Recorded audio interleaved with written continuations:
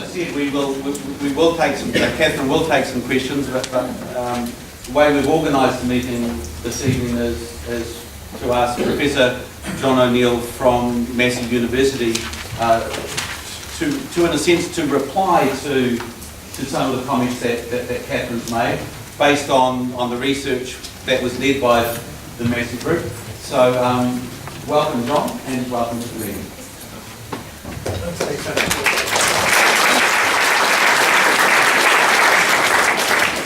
A bit of a frog this evening, so I run silent. It's not because the issue isn't important to me, or there isn't lots in what Catherine said that I want to disagree with. It's just that I want to voice my opinion. I think the most useful contribution I can make is to give you some framework drawn from the fairly hurried but detailed review of the international evidence that the Massey group tried to accumulate. And we did that because, as often happens with charter school experiments, the proponents are more aware of the perceived advantages of these initiatives than they are of their shortcomings. So we try to look in a more balanced way at evidence of both strengths and weaknesses. And we did find both. And I think if we have that as a framework, then the rest of the debate might proceed in a balanced and informed way. And I'd see that the role of the Massey group is to inform public policy debate. So what are the common features of charter school initiatives that we looked at? Basically there's one, it's called a charter. Underneath that you've got anything and everything. Now people might argue that that's a positive thing in terms of the flexibility, it allows you to do whatever you want. But equally it allows you to do all sorts of things under the name of a charter that may have a little or a lot to do with education and the quality of education. The second consistent feature from overseas is that all of these initiatives were conducted as natural experiments. Let's just do it and see if it works. The principle of first do no harm doesn't come into the equation. All the international experiments we looked at is let's just do it. And what's driving the enthusiasm for change? Consistently is a combination of an ideology of choice, combined with standards, combined with diversity. So it's those three in combination: choice, diversity, and standards. And the ideology is that when you have those three in place, they inevitably lead to good educational outcomes. And we found evidence that that's not always the case. What are the charter models that we looked at? Well, we looked at the same countries that the government said it was going to draw its New Zealand charter school model from. So we looked at free schools in Sweden, we looked at academies in England, we looked at charter schools in the United States, and we looked at today's schools in New Zealand, because we've had charter schools since 1981. The New Zealand model is based on local parent governance, social democracy. The charter schools in the United States have any number of models, but the small number that work tend to adopt a no excuses approach. And the model that Minister Banks talked about was the KIP program, Knowledge is Power program. And in that program, children experience up to between 40 and nearly 70% more time learning than they would in a mainstream school. The way that's achieved is to start school at 7:15 in the morning through till 5 o'clock at night, to have homework every night, several Saturdays during the month, and summer schools as well. So the reason that they achieve some of those achievement gains is because of the additional time that they put into the learning process and the learning experience. That has benefits in terms of they do achieve better results than their mainstream counterparts, but it has costs. Children drop out at a much higher rate because they can't keep up with curriculum bootcamp. The academies in England, again, have been running since the late 1980s, when I was still in England. And typically they've adopted curriculum specialisms, and quite frequently they've looked for business sponsors. So in a system of 30 to 40 million, they've often struggled to get business sponsors to agree to put money in to run schools, and government has picked up the shortfall. And there's some evidence that these schools get additional resources from the state that weren't part of the deal in the first place, and they get additional resources that they're not really entitled to. So that partnership between business and the education sector doesn't work. The latest Academies programme has introduced faith-based initiatives and philanthropic groups in a much bigger way, and there's little evidence to date to enable us to evaluate whether that's worked or not.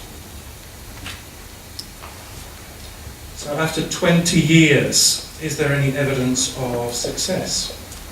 So charter school initiatives have been running for 20 years internationally and in New Zealand.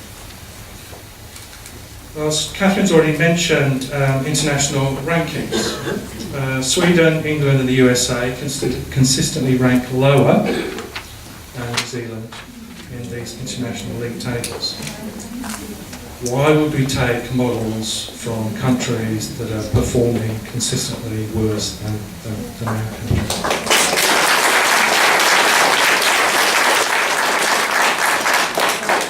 Secondly, after 20 years, there's no evidence of reductions in structural inequalities in education that are a result of these initiatives.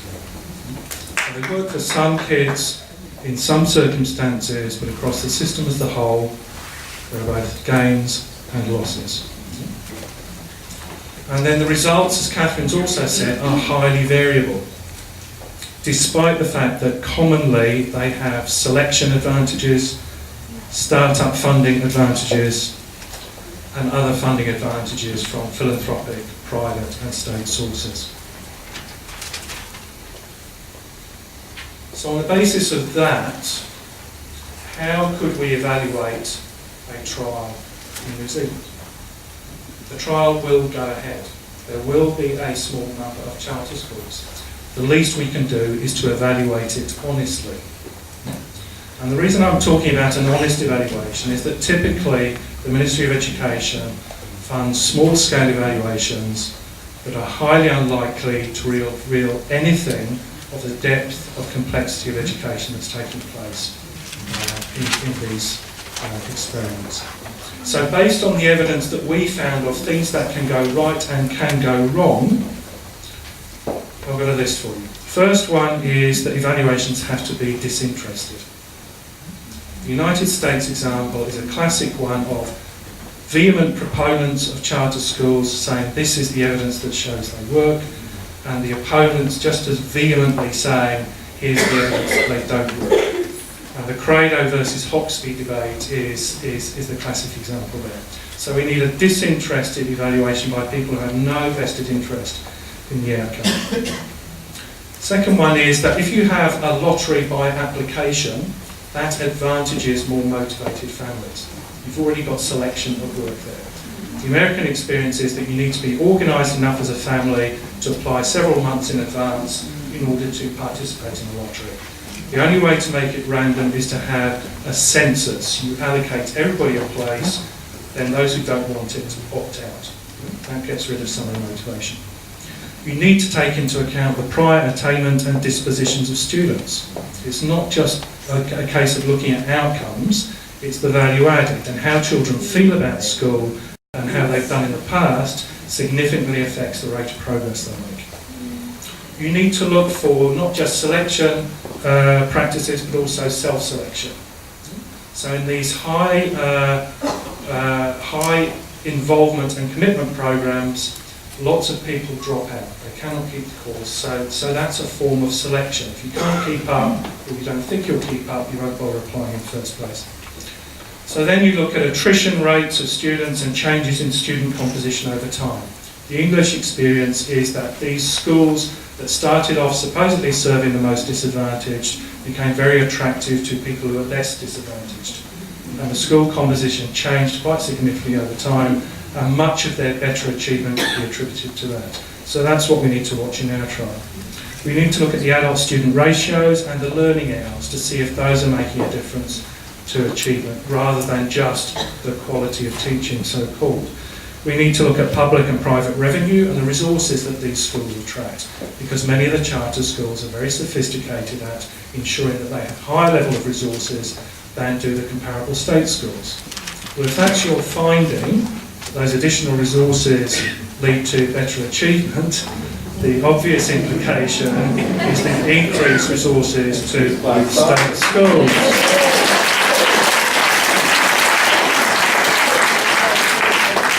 Lastly on that list is the notion that you need rich measures of educational outcomes. If you're going through curriculum boot camp for 6 or 7 years, what kind of citizen are you? What kind of person are you becoming? What's your commitment to your peers, to your community, and so on and so forth? So we need rich measures of educational outcomes to demonstrate that these charter schools are developing whole persons, not just ciphers in league tables of outcomes. Two final points. I want to congratulate the coalition partners for agreeing to a trial.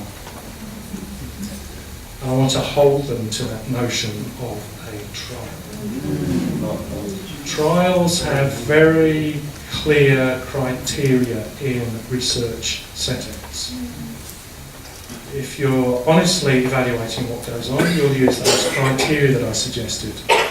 If you're going to do it, you'll do it over a period that's sufficiently long to be able to tell whether the results are a consequence of what you're doing differently, or whether it's something else. So the first phase of this is not a trial, it's actually a pilot. If you're only going to do 2 or 3 schools, then you're simply testing things out to see if they're likely to work. So I'm quite happy to relabel this a pilot. Pilot of 2 or 3 schools, plus an innovative special character school like Taiwan, which has started up this year. Let's include that in the trial, and then a few comparable schools. If you want to make sure that what's happening is as a consequence of the different things that you're doing educationally, you probably need a minimum of 3 years, and ideally 6, so you get a whole cohort of students going through it. So let's pilot this initiative on a small handful of schools for 6 years. And then we can scale up to a proper trial. A proper trial might be around about 1% of schools. How long do you think a proper trial is going to take? I reckon 20 to 25 years. I'd be quite happy for us to have a trial of 20 to 30 charter schools for 25 years, because that's the only way that we'll be able to tell whether it's made a difference to life chances. Not just national standard scores, not just whether people get NZEI or a particular type or not, but whether it's going to make a difference to their life chances and benefit them in all the ways that education is supposed to. So let's have a pilot, let's have a trial, let's use the evidence of the studies that are being done overseas that show that charter schools have both strengths and weaknesses, and let's encourage Catherine's working group to build those criteria and those timeframes into what we're doing.